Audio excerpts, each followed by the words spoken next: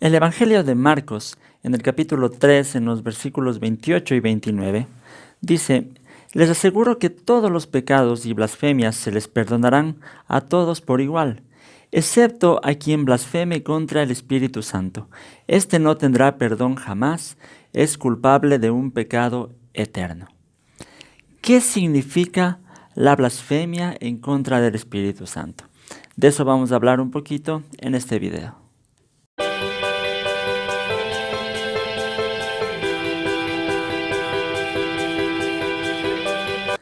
Saludos con todos, queridos amigos y hermanos. Bienvenidos a Cibersaulo, mi canal en el YouTube. Mi nombre es Hugo Vázquez y siguiendo esta serie de estudios acerca del Evangelio de Marcos, llegamos ahora a Marcos del capítulo 3. En los versículos desde el 20 hasta el 30 hay un relato que es muy interesante y que ha levantado muchas preguntas acerca de este tema de la blasfemia del Espíritu Santo. Pero para eso vamos a leer todo este texto para ubicarnos en el contexto. Desde el versículo 20 dice: Luego entró en una casa y de nuevo se aglomeró tanta gente que ni siquiera podían comer con él y sus discípulos. Cuando se enteraron sus parientes, salieron a hacerse cargo de él porque decían: está fuera de sí. Los maestros de la ley que habían llegado de Jerusalén decían: está poseído por Beelzebú, expulsa a los demonios por medio del príncipe de los demonios. Entonces Jesús los llamó y les habló en parábolas. ¿Cómo puede Satanás expulsar a Satanás? Si un reino está dividido contra sí mismo, ese reino no puede mantenerse en pie.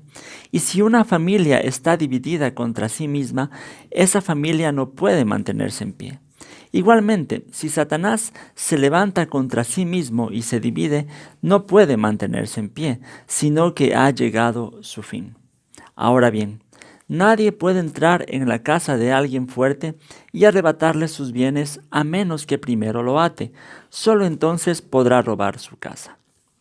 Les aseguro que todos los pecados y blasfemias se les perdonarán a todos por igual, excepto a quien blasfeme contra el Espíritu Santo. Este no tendrá perdón jamás, es culpable de un pecado eterno. Es que ellos habían dicho: tiene un espíritu maligno. Bien, vemos en el contexto que Jesús realizaba sus milagros y entre todos los milagros que él hacía sobresalía el expulsar demonios.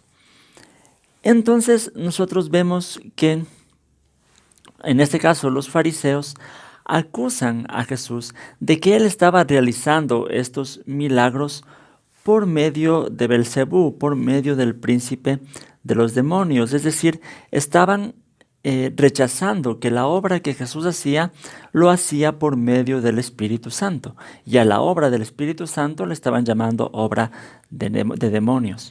Entonces, precisamente eso es blasfemar. La palabra blasfemia quiere decir hablar mal de alguien o maldecir a alguien, o como en este caso, acusar al Espíritu Santo de que la obra que él está haciendo es por medio de demonios. Entonces, ese fue el pecado, esa fue la blasfemia de la cual Jesús acusó a los fariseos en ese tiempo. Atribuirle a la obra del Espíritu Santo, decir que es obra de demonios.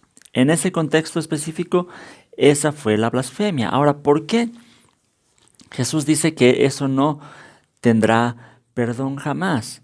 Porque lo que ellos estaban haciendo en ese contexto era rechazar precisamente la obra de Jesús, porque la obra de Jesús era por medio del Espíritu Santo.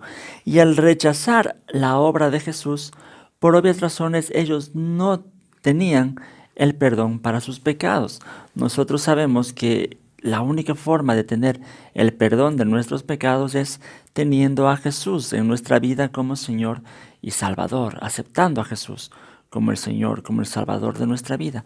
Si alguien rechaza eso, en ese caso los fariseos estaban rechazando a Jesús, por obvias razones no iban a tener perdón de sus pecados. Ahora, si nos ponemos a pensar un poco en nuestro tiempo, ¿cómo podemos aplicar eso ahora? ¿Cuál sería en nuestro tiempo la blasfemia del Espíritu Santo? Yo pienso que en el mismo sentido nosotros podemos pensar en cuál es ahora la obra del Espíritu Santo, de qué es lo que el Espíritu Santo se encarga. Jesús nos dijo algo en Juan 16, en los versículos 8 y 9, hablando sobre el Espíritu Santo. Jesús dice: y cuando Él venga, convencerá al mundo de su error en cuanto al pecado, a la justicia y al juicio. En cuanto al pecado, porque no creen en mí. Vemos que Jesús nos dice que la obra del Espíritu Santo es convencer al mundo de pecado, de justicia y de juicio, y de pecado especialmente porque no creen en Jesús. Entonces, la principal obra del Espíritu Santo en el mundo es llevar a la gente a Jesús. Entonces, hoy, en ese sentido, blasfemar contra el Espíritu Santo sería rechazar esa obra del Espíritu Santo. El Espíritu Santo está todo el tiempo trabajando en el mundo, intentando llevar a la gente a Jesús. Pero si alguien rechaza la obra del Espíritu Santo, pues va a rechazar obviamente a Jesús. Y como hemos mencionado, obviamente no hay perdón para sus pecados, porque la única forma de obtener perdón, lo digo nuevamente, es al tener a Jesús en nuestro corazón, porque Él fue quien pagó en la cruz el precio de nuestros pecados. Entonces solo así podemos tener el perdón de nuestros pecados. Entonces, de esa manera, el rechazo al Espíritu Santo es un pecado imperdonable. Es un pecado que como cristianos no lo cometemos, porque si somos cristianos es porque el Espíritu Santo está también en nosotros y ha trabajado en nuestro corazón. Es un pecado que se refiere para aquellos que rechazan la obra del Espíritu Santo, es decir, para no cristianos.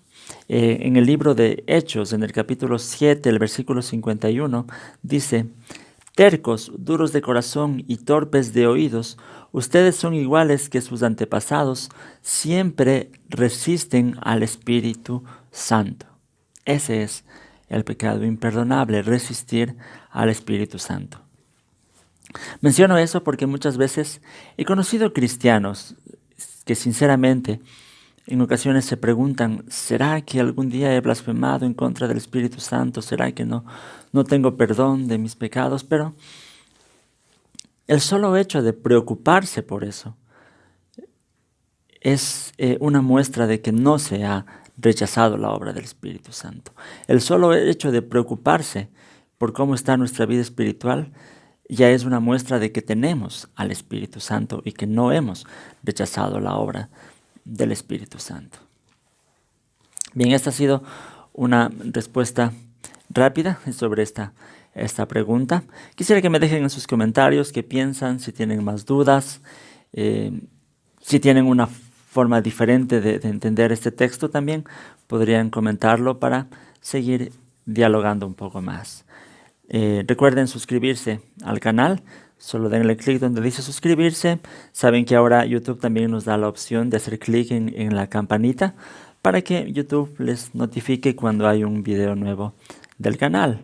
Les comento también que todos estos videos con estudios bíblicos estoy subiendo a un grupo en el Facebook que ustedes pueden buscar. Se llama Estudios Bíblicos Ciber Saulo. Y de ahí podemos seguir también compartiendo más material y conversando sobre estos temas. Búsquenme en la página del Facebook como Cibersaulo, mi blog personal que es cibersaulo.net, donde también pueden encontrar mucho material para la vida cristiana. Síganme en las redes sociales para seguir en contacto. Muchas gracias por mirar este video. Que el Señor les bendiga.